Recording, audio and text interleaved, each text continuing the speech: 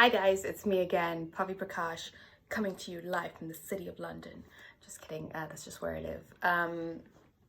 If you can hear some noises in the background, we just had the 8 p.m. clap for carers. I just got back in from outside.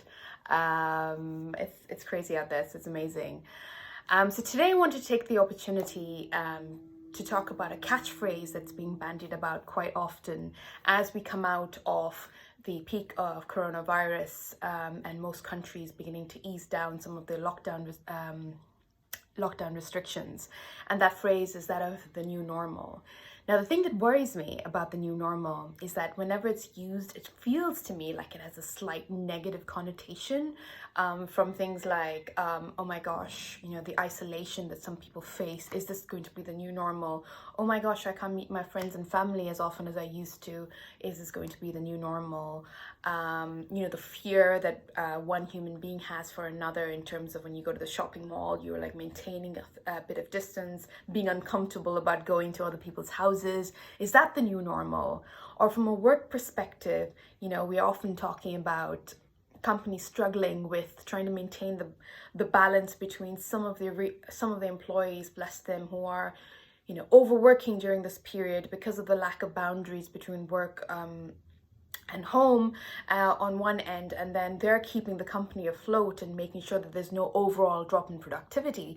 But on the other hand, having some other employees who are maybe not working as productively as they would have in the past, or some even taking advantage of the situation. So we have such a range of these negative things being put out there as the new normal, and it made me really think about what we're manifesting and what we're consciously putting out there as something that we think will be the normal way of living going forward. So I reflected on this and realized that really my new normal is different from another person's new normal. Everyone has reacted to the situation very differently, so it's really a matter of choice.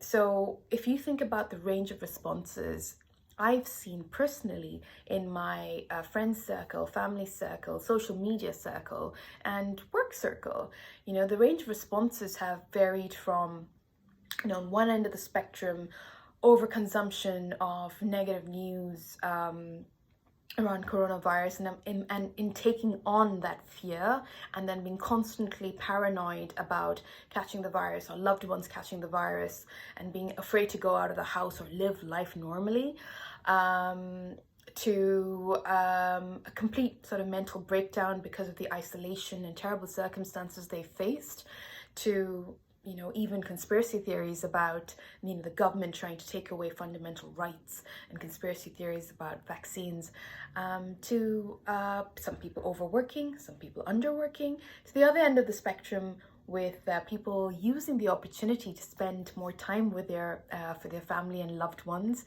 I've heard a lot of my colleagues say that they're learning about their children and discovering things about them that they didn't really know. Getting the time to start cooking again, getting the time to start working out again. That's been a personal one for me. I mean, I have used this period to try and undo 10 kilos worth of unhealthy body weight I've put on from 2 years of self-neglect. So it's a huge spectrum, right? And for the exact same set of personal circumstances.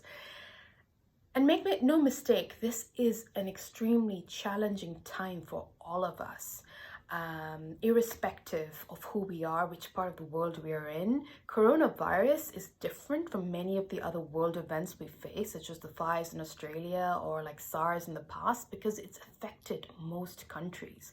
So it's brought us as humanity to our knees in shared pain. So it has had that positive impact in terms of we actually feel everyone's pain because it happens to us as well. But when we're going through this challenging period, the way I ground myself, and I constantly go back to this truth that someone once told me, and this was a very wise person, and he essentially said, Pavi, have you recognized that all creative processes, all creation, growth, development, all these big change events are always preceded by pain.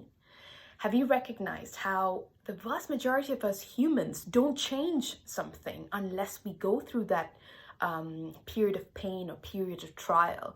And if you think about like childbirth to starting up a company and converting that into a successful business, to spiritual transformations, to, I don't know, the vast majority of our major life events or accomplishments have been literally after a period of pain. There's a saying that goes, we don't change until the pain of staying the same is greater than the pain of change, and that's when you have movement. So what do I take away from this? What I take away from this is that this painful period that has come, we can use that as an instrument of change, and actually as a wake-up call for people, for communities, for societies, for companies, for governments, to get rid of the old structures and the old ways of thinking and make way for the new, and have new things grow through and new way of life appear.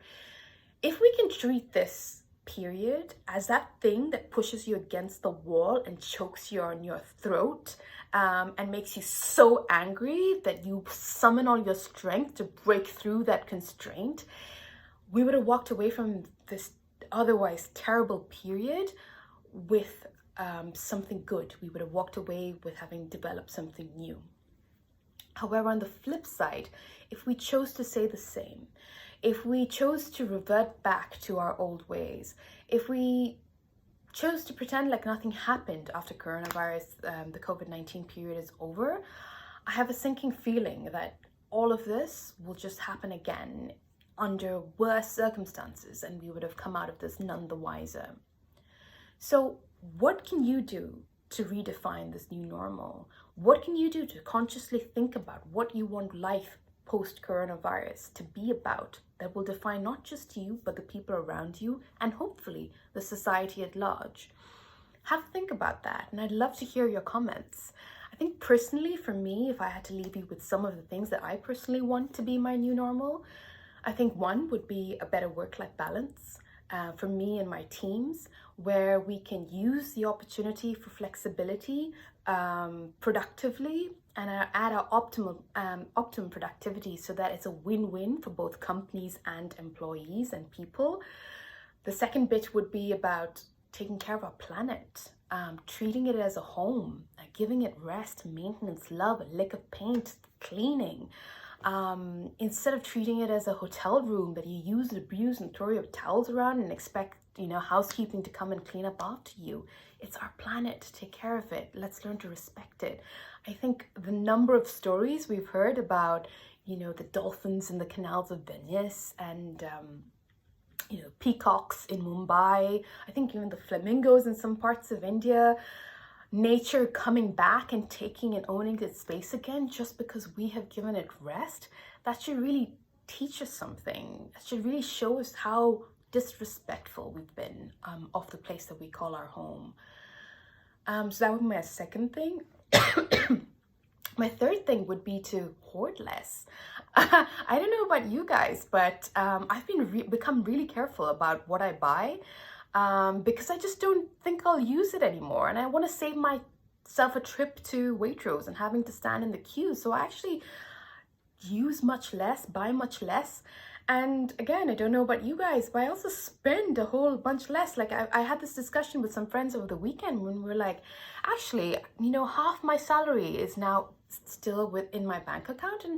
And we kind of we were asking ourselves what we did with some of this before and why we were spending so recklessly for things we can't even remember. We couldn't pinpoint what exactly we used to spend our money on, just that we have more of it now. So yeah, I would definitely consider being more mindful about what I buy, because if it not only it prevents you from accumulating stuff at home, but it also helps the supply chain, because if there's a mass demand for consumeristic things, then a whole bunch of stuff like mass production of battery farmed chicken, or the deforestation of the Amazonian rainforests, all of that happens because human beings are over-consuming more than their actual needs. So that's his third thing. The fourth thing, let me have a think. Oh yeah, more compassion for others. I don't know, but over this period, I've received more care calls from people checking in on me. And I have made more care calls myself to my friends, my families, my colleagues, than I have before. And I always ask myself, why didn't I do this before? The circumstances haven't really changed. The people who are alone now were alone before as well. It's just that, you reach out and you say, are you doing okay? I noticed that, on the Zoom call, you were a little quiet. And normally in day-to-day living, you wouldn't have the time, or you wouldn't even think about it. I think this entire period has really brought up a lot of our compassion. And I like that. I really want to hold on to that after we emerge from this period. An interesting story is that I'm an NHS volunteer, and my first volunteer trip that I had to make, I was so nervous because I was thinking, oh my gosh, I'm going to interact with a patient. What if I get it? I was completely covered from top to toe with my mask and a scarf and full sleeves and everything, and I remember my heart like thumping in my chest as I went to hand over the medication, and the patient sort of indicated just to drop it outside the house and for me to walk away, and I did that, and I stood at a distance and watched her pick it up, and she then pulled down her mask and she gave me the hugest smile and waved, yelling thank you. And at that point I teared up, and just the thought makes me tear up now. Like, it was a feeling of immense gratitude to say thank you, actually, for giving me the opportunity to serve you, for giving me the opportunity to do something selfless. Not many of us get that opportunity on a day-to-day basis and get put on a spot where you have to decide whether your personal safety is more important than helping another human being. And making that choice is an amazing feeling. And my heart goes out to all of those care workers out there who are doing this day in, day out, not for like a 2-minute interaction like I did as a volunteer, but dealing with patients day in, day out, putting themselves at risk and their families at risk, and doing it wholeheartedly nevertheless. Bless them all, and may they forever be blessed for the compassion that they've shown to us human beings. And the final one would be to sort of spend more time with myself and more time with my family. I've never had as much time to myself as I have before.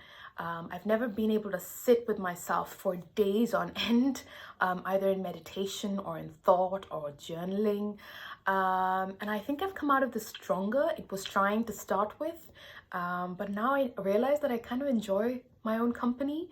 And at the same time, I loved the time that I got to spend with my family. So I'm doing a week at my brother's and a week off, so that there's a bit of interaction, but we're both sort of created our bubble and interacting only within ourselves.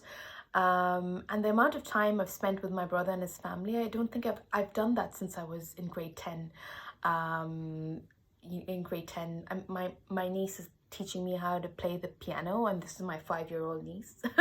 My older one, we do all sorts of activities together, and I'll miss this if I go back to pre-coronavirus. So I really want to hold on to the values and the bonds we've developed over this period in terms of our friends and families, because they're the people who matter at the end of the day.